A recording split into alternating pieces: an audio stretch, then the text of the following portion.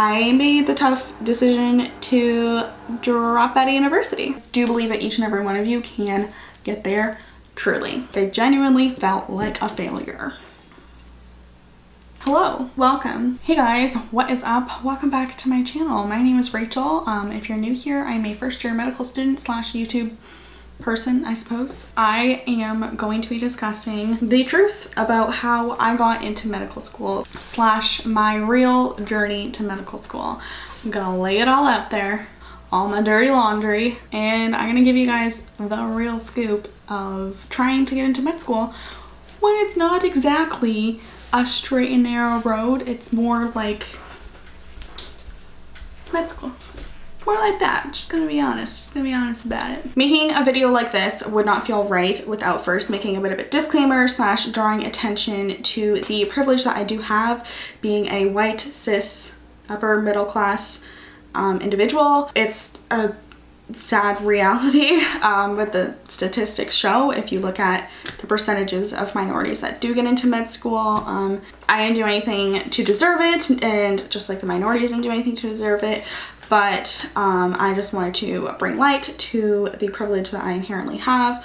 And I definitely acknowledge that just looking the way I look, being white, being upper middle class, definitely inherently easier towards this journey just from the day I was born. That needs to change, but of course that is a systemic issue which I am educating myself on, just as you should, but I did want to draw light to that because yes, I have my trials and tribulations, but it is probably nothing compared to the journey that those have to take who are from minority groups. I don't have a script for this. I didn't even really write notes. I'm just gonna sit here and give you guys the honest truth. My goal for this video is kind of to inspire you, I suppose, and just to kind of know that you never give up. I know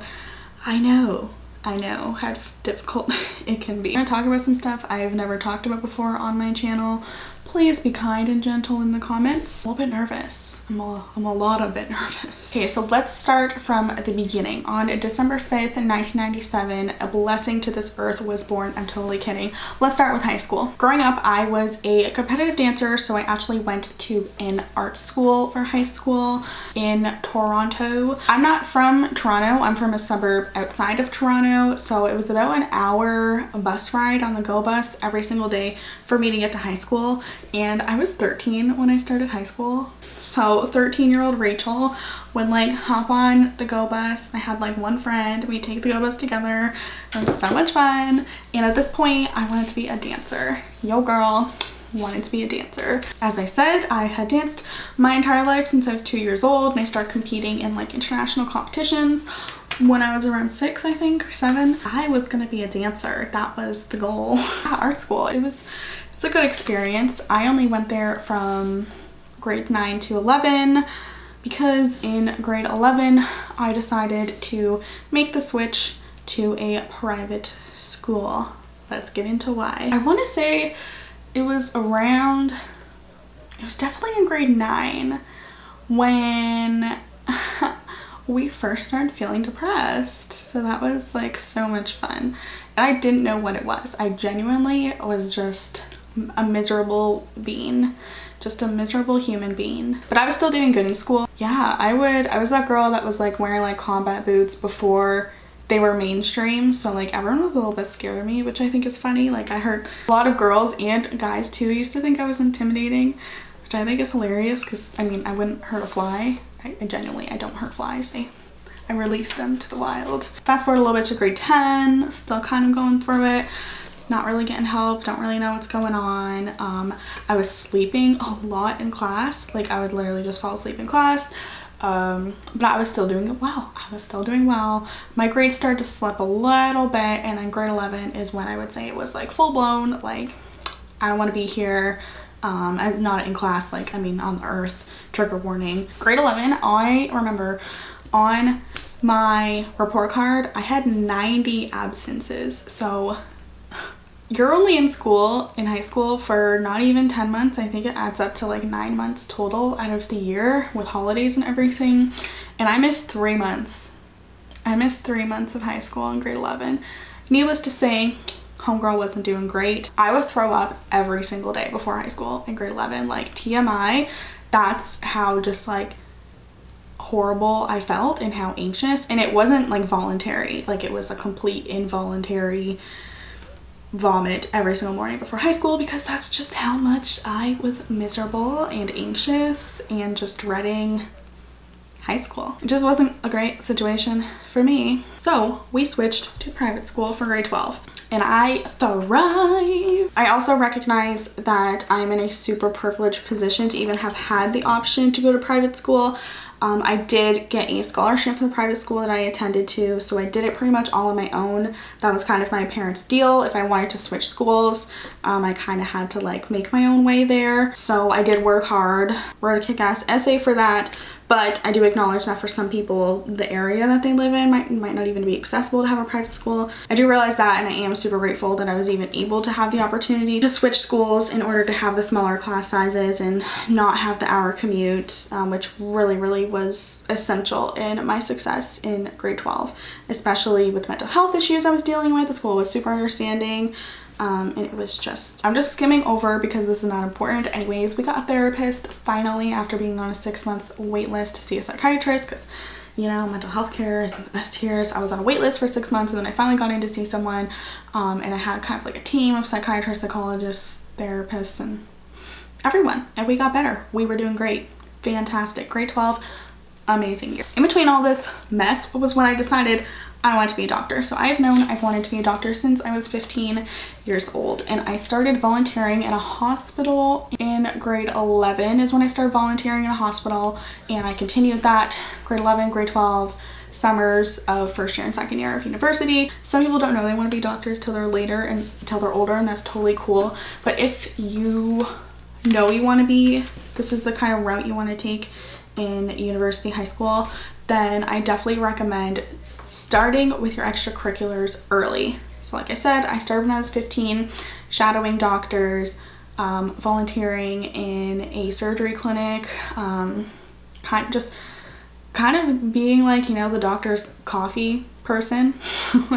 I literally remember this so clearly, where one of the doctors was like, "Rachel, go get me a coffee," and I was like, oh, I was so happy. I'm like, he talked to me. Like, literally doctors were like a celebrity to me in high school. I mean, they still kind of are, but I just was like starstruck. And I did that for 4 years. So that looks super good on a resume. If you have the opportunity, definitely do that. Most hospitals do have volunteer programs for younglings, and that's also a great experience to learn if you actually do enjoy the hospital atmosphere. Not that all doctors work in hospitals, but chances are during your residency it's pretty much going to be at teaching hospitals. So if you don't like the hospital atmosphere, maybe explore other options or get used to it, I suppose. So flash forward to grade 12. I applied to 7 different universities who had the program that I wanted. I knew I wanted a bachelor's of science, and I knew I wanted it more in like the biological, life science, health science field. I applied to 7 different universities just because I was so freaked out that I wouldn't get in. So I applied to McMaster University, which is where I went.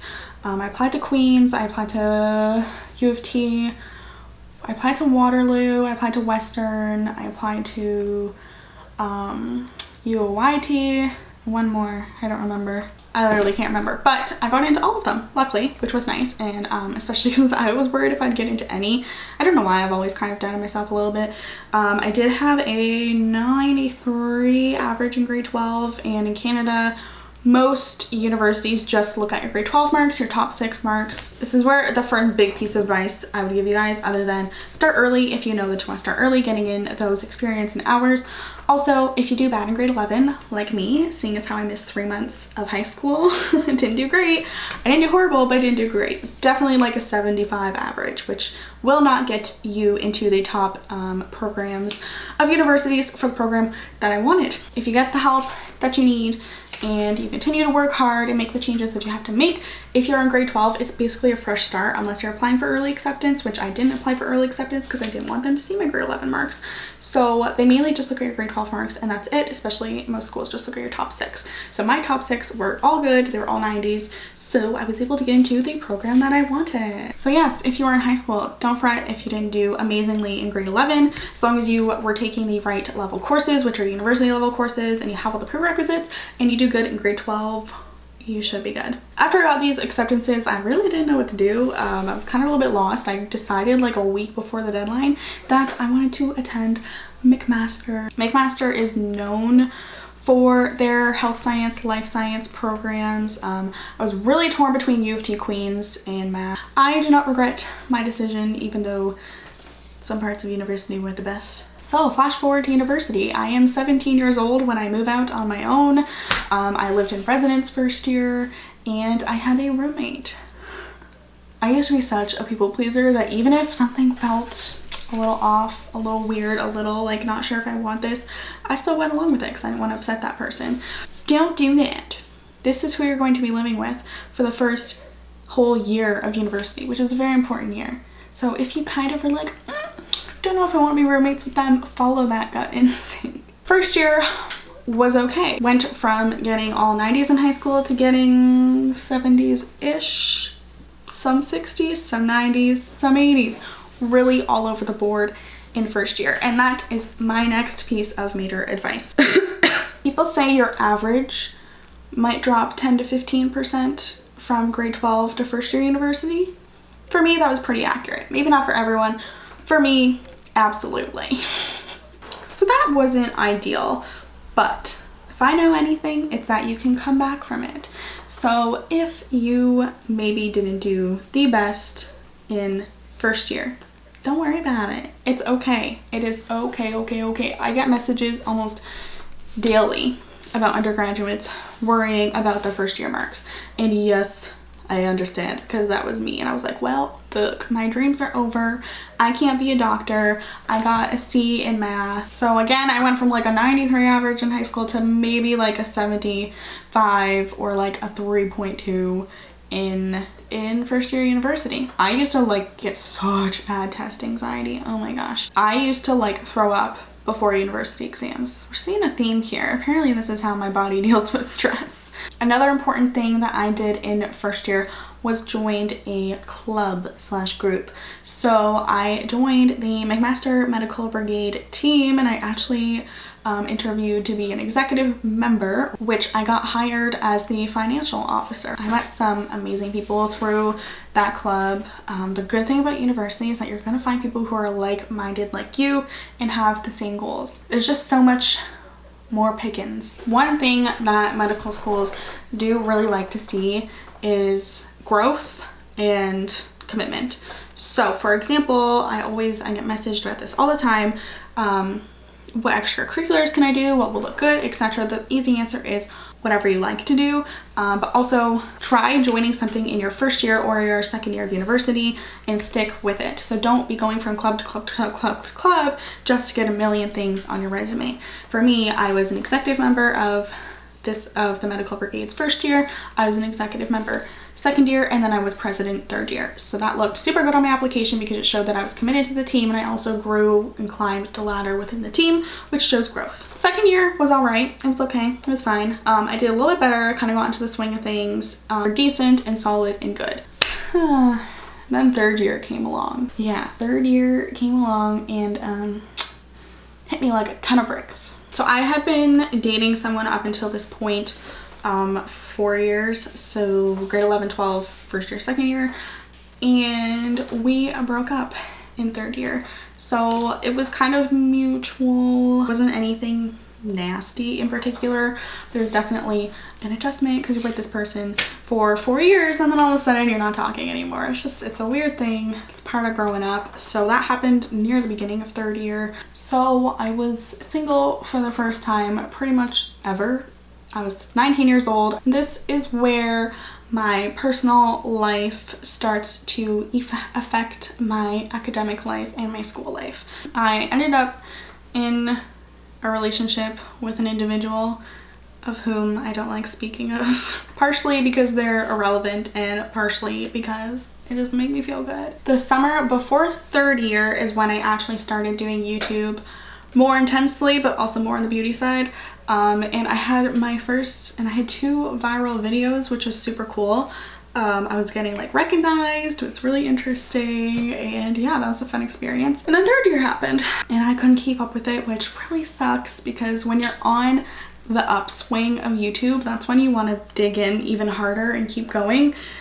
And I fucked that up, so I got super overwhelmed. October, if you guys don't know, is National Domestic Violence Awareness Month. I'm going to have some links down below if you would like to take a look at them, as well as some resources that you can reach out to if you feel that you may not be in the best situation right now, or if you may be experiencing intimate partner violence. I'm gonna leave all those links down below. Just know you're not alone and you can get out of it, and that sometimes you don't even know you're in it.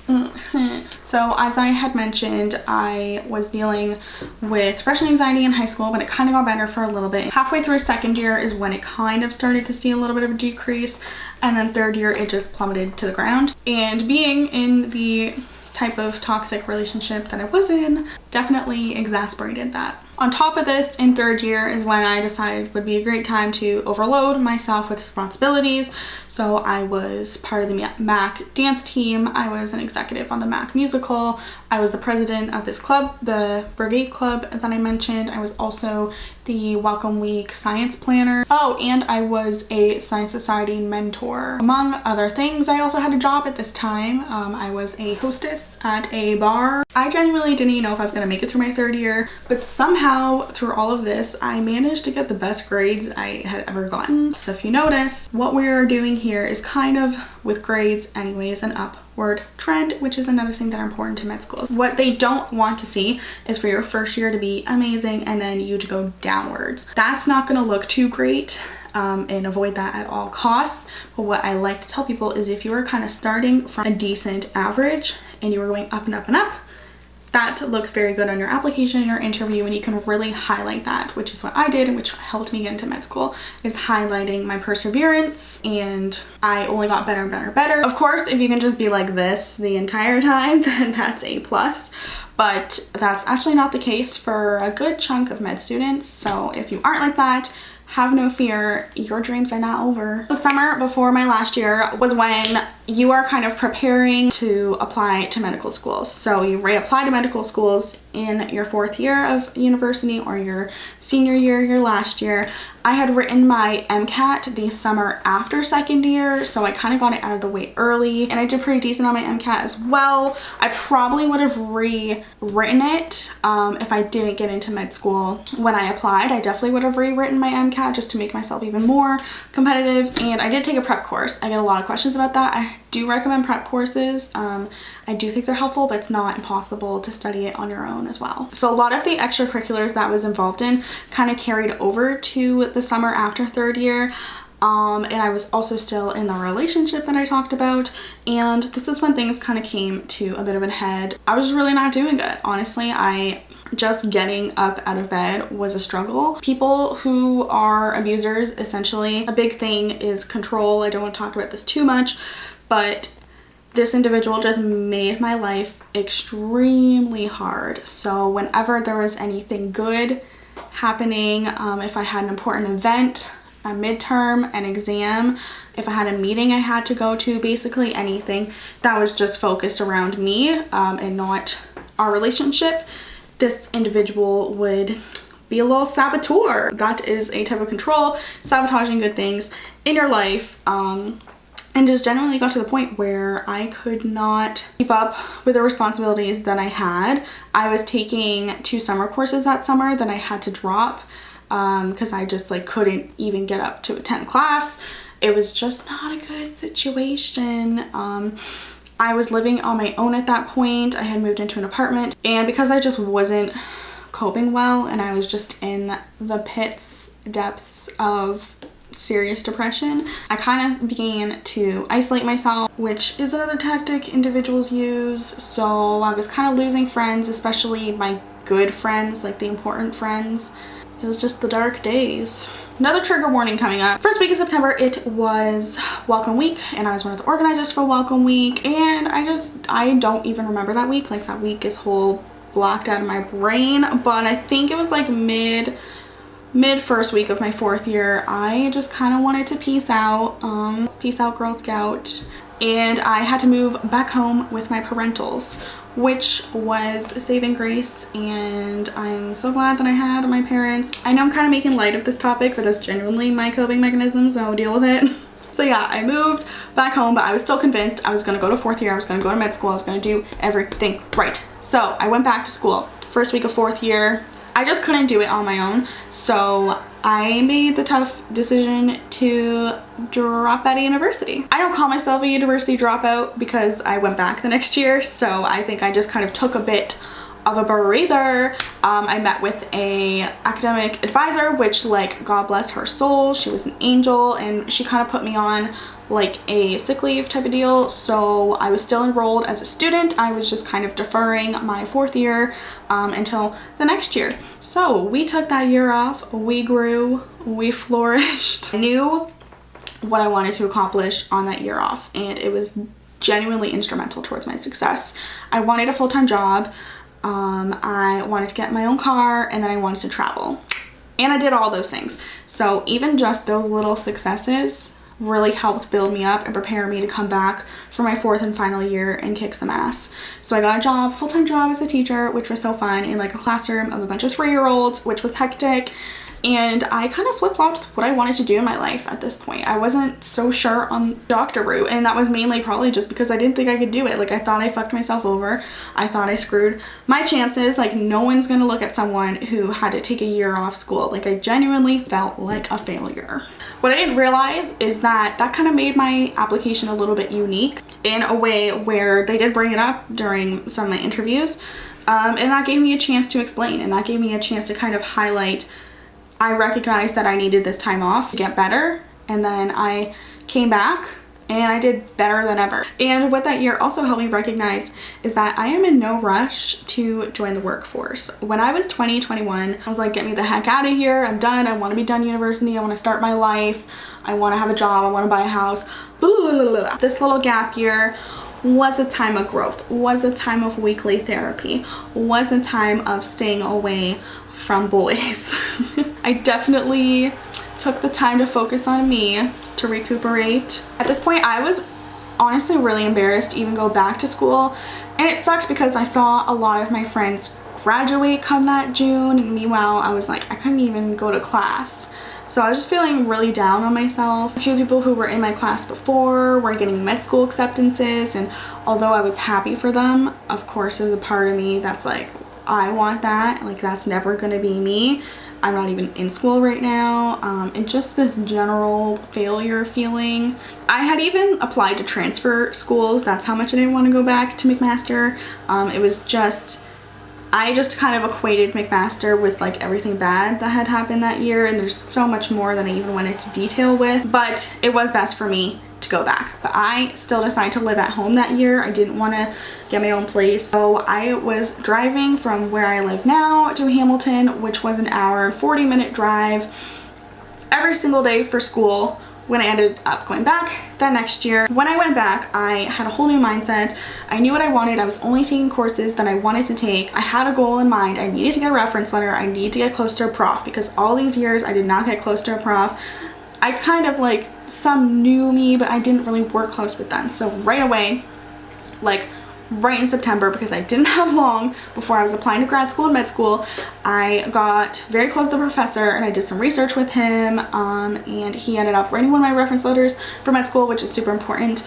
Keep that in mind from the beginning, that you're going to need reference letters. You need an academic reference letter, and then it also really helps if you get a medical reference letter from a doctor or someone of a similar position. I did the best I had ever done. So my grades in 4th year were, at this point I still wasn't even sure if I really wanted, like I did want to be a doctor deep inside, but I had just put so much self-doubt into myself that I had applied to a bunch of different master's programs because I didn't think I was going to get into med school. I thought I had to do a master's and then go to med school. So I applied to a bunch of master's programs, and then I also applied to med school. This kind of just confirmed what I wanted to do, and I knew I wanted to be a doctor, and I knew I wanted to get into med school, and I was prepared to do whatever it took, and that was kind of that. So I do have a video of my med school reaction, which I kind of talk more about my interview and then my exception and everything, and I also have more vlogs of me now that I actually am in med school, where you can kind of follow me along on my journey. So make sure you're subscribed for that. Taking some time to focus on you and to better yourself or to get help and get healthy is only going to make you a better physician, a better med student in the long run. I felt like a failure for a very long time, the fact that I even had to drop out, but for me it was what I needed, and it did come up in a lot of the discussions that I had through interviews. But as long as you kind of have an explanation and you can kind of take something negative that happened to you and twist it into a positive and show how you've grown from it, that really, really looks good and that really helps. I ended up graduating that year. It only took me 5 years, and then getting accepted to med school, and now we're here. I don't want this video to be 45 minutes long. Kind of skim through a few things. If you have specific questions, feel free to leave them down below. I can definitely do a Q&A going into a lot of specifics. This is just kind of my journey. A little bit like this. Some people finish their 4th year and then don't get accepted into med school, so then they take another year off and better themselves and then they apply. For me, I just kind of took that, insert it in the middle of university, so that when I was absolutely ready to apply, I applied. It went well. Main takeaways: don't give up, essentially, and it's okay if you don't know. If you don't have the answers, if you don't know what you want to do, it's okay. I have known doctors who had to retake organic chemistry 3 times just to get a passing grade, but they're still doctors. It doesn't matter where you go to school, what country, if it's an MD, a DO, it doesn't matter. What matters is the type of physician that you're going to be, and that is something that comes from within. I hope this helped some of you guys who maybe have a lot of self-doubt in yourself. I still deal with it today. Imposter syndrome, like, we are here every day. I used to be the type of person who was all rainbows and flowers and, oh, like, if you work hard enough you can do anything. But while I still like to believe that, it's kind of naive to think that everyone has equal opportunities, because everyone doesn't. They should, but they don't. So ultimately, if you want to be a doctor, I genuinely believe that you can be a doctor. It might take years. You might need to take time off. You might need to do a master's. You might need to choose an alternate route that maybe you hadn't thought of. But I do believe that each and every one of you can get there, truly. Thank you guys so much for watching this video. If you enjoyed it or found it helpful at all, feel free to give it a thumbs up, and feel free to follow me on Instagram, DM me personally if you have any questions, or also if you want to be included in the Q&A, you can leave some questions down below that I would love to answer. So thank you guys so much, and I will see you in my next video.